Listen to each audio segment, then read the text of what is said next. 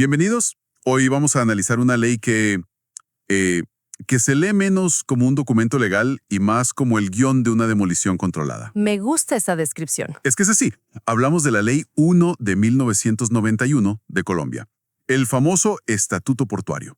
Y nuestra fuente es el texto mismo de la ley, pero la misión es entender la estrategia de fondo. Quiero una estrategia de alto riesgo. Altísimo. Implicó, literalmente, dinamitar un sistema portuario estatal que todos sabían que era ineficiente, para construir sobre esas ruinas un modelo completamente nuevo. Exacto. Abierto al capital privado, a la competencia. Y es clave lo que dices.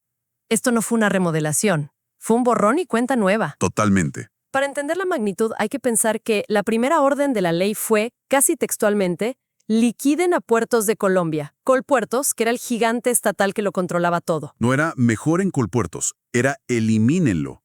Era tumbar la casa entera. El mensaje era clarísimo. El modelo antiguo estaba tan roto, tan anquilosado, que no valía la pena arreglarlo. El futuro dependía de atraer jugadores que el viejo sistema había mantenido fuera. Ok, me queda clara la imagen de la demolición. Pero, después de tirar todo abajo, hay que construir algo. Si el Estado dice, yo ya no opero los puertos, ¿quién toma el control? ¿Se convierte en una especie de lejano oeste? Esa era la gran pregunta, claro, y el mayor riesgo.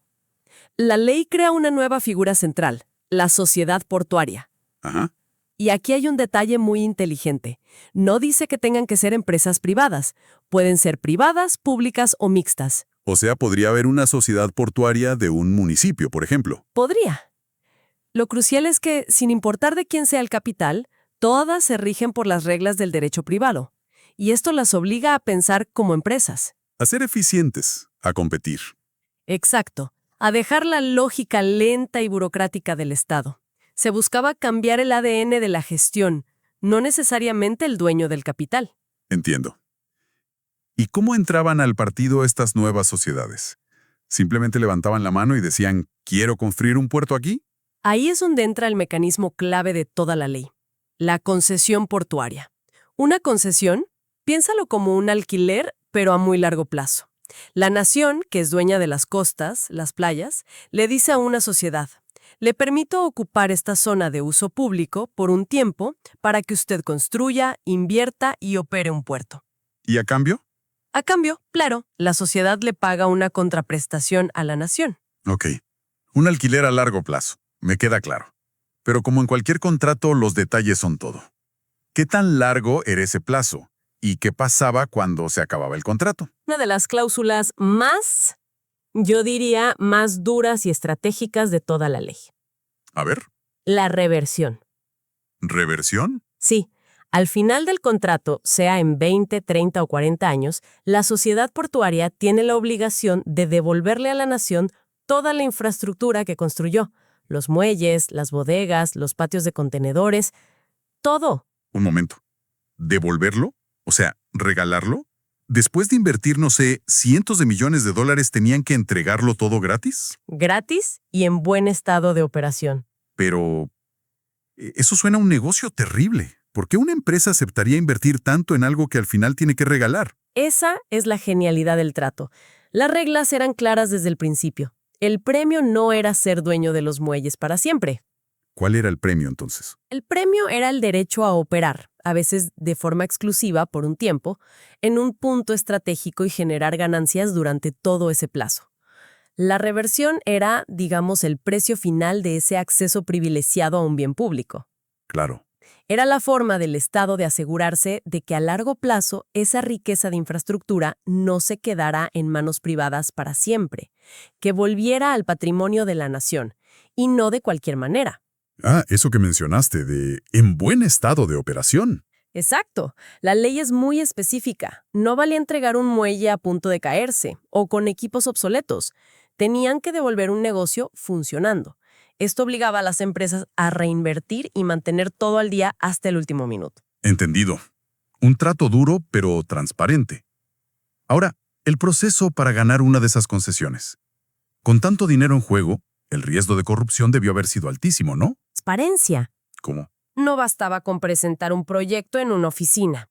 El proponente estaba obligado a publicar su solicitud en periódicos de circulación nacional. En el periódico. ¿Para qué? Era como gritarle al mercado, oigan todos, yo quiero construir un puerto aquí. Y esa publicación abría la puerta para que cualquier otra empresa dijera, un momento, yo también quiero competir, y presentara una propuesta alternativa. Ah, para invitar a la competencia. Claro, o para que las comunidades locales, los ambientalistas, pudieran oponerse con argumentos. Evitaba que la asignación fuera un diálogo a puerta cerrada. Se forzaba una especie de subasta de ideas. Y en teoría, ganaría el mejor proyecto. Esa era la idea. Ok, entonces el plan es abrir las puertas a empresas privadas que compitan de forma transparente. Suena bien en el papel, pero también suena a una receta para el caos, si no hay nadie vigilando. ¿Cómo se aseguró la ley de que estos nuevos jugadores jugaran limpio? Ahí es donde entra el segundo gran pilar de la ley, la creación de un árbitro con poder real.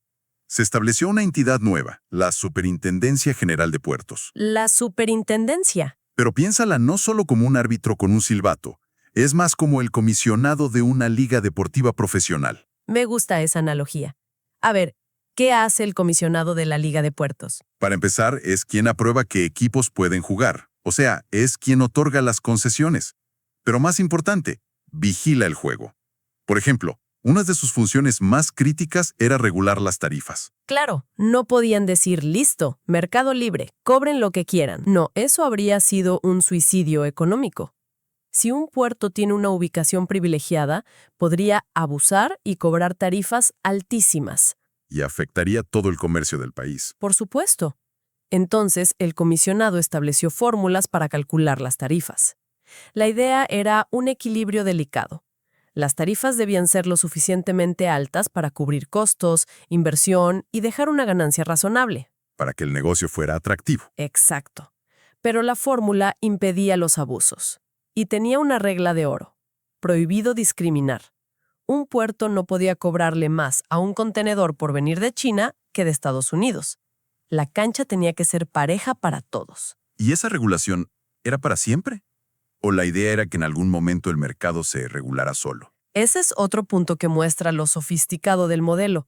La regulación era la norma al principio, pero la ley dejaba una puerta abierta a la libertad de tarifas. ¿Y cuándo se abría esa puerta? El gobierno podía decretarla en una región solo cuando se demostrara que ya existía suficiente competencia. Ah, ya veo. Es decir, el comisionado solo suelta las riendas cuando está seguro de que hay suficientes equipos compitiendo entre sí, lo que naturalmente mantiene los precios a raya. Si solo hay uno o dos jugadores, el árbitro mantiene el control. Tiene sentido. Es una liberalización gradual condicionada. Y veo aquí que la ley le dedica un capítulo entero a evitar los monopolios. Sí, es una parte fundamental. Prohíbe explícitamente las tácticas depredadoras clásicas. Por ejemplo, Que dos puertos se pongan de acuerdo en secreto para repartirse la carga y fijar precios. O que un puerto muy grande empiece a cobrar por debajo de sus costos reales solo para quebrar a un competidor más pequeño. y una vez que lo saca del mercado, sube los precios a su antojo. La jugada clásica. Esa misma. Pero a veces la competencia simplemente no es posible, ¿no? Hay lugares donde geográficamente solo cabe un gran puerto. ¿Qué pasa en esos casos? La ley es muy pragmática y reconoce esa realidad. La llama monopolio natural. ¿Monopolio natural? Ocurre cuando un puerto es tan grande o está tan bien ubicado que por una cuestión de escala siempre podrá ofrecer costos más bajos que cualquier nuevo competidor. Sería inviable poner otro puerto al lado. Entonces, en ese caso, ¿la ley se rinde y acepta el monopolio? No, al contrario, se adapta. Si detecta un monopolio natural, le da a la superintendencia, al comisionado, el poder de fijar las tarifas directamente. Ah, o sea, el regulador actúa como la competencia. Exacto. Actúa como la competencia fantasma para proteger a los usuarios. Es un reconocimiento de que el libre mercado no es una solución mágica para todo y que a veces se necesita una intervención inteligente. Bien, el nuevo sistema parece un ecosistema complejo. Empresas que compiten, un regulador que vigila. Pero todo esto se construyó sobre las ruinas de Colpuertos. Hablemos de la transición. ¿Qué pasó con los miles de trabajadores de la empresa estatal? Ese era el elefante en la habitación. Sin una solución para el problema social y financiero, toda la reforma se habría hundido. Me imagino. La ley fue muy directa. Primero, en lo financiero. La nación asumió todos los pasivos de Colpuertos. Todas las pensiones, las deudas, las indemnizaciones, todo. Tuvo que ser una cantidad de dinero gigantesca. Masiva. Pero era el costo necesario para limpiar el terreno y poder empezar de cero. Era pagar por ese borrón y cuenta nueva del que hablábamos. Una operación de limpieza carísima. Y para la gente, para los trabajadores, ¿cuál fue la solución?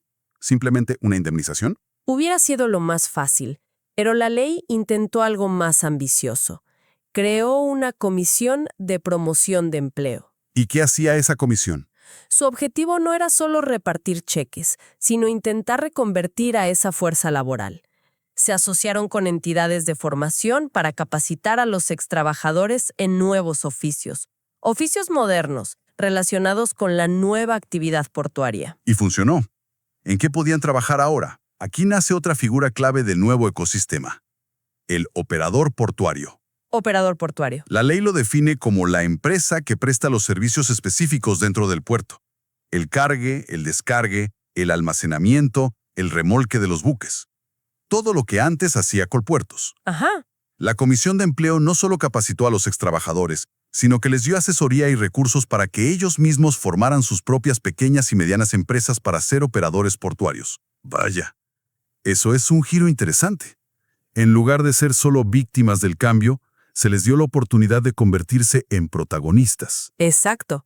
La idea era democratizar la actividad económica del puerto.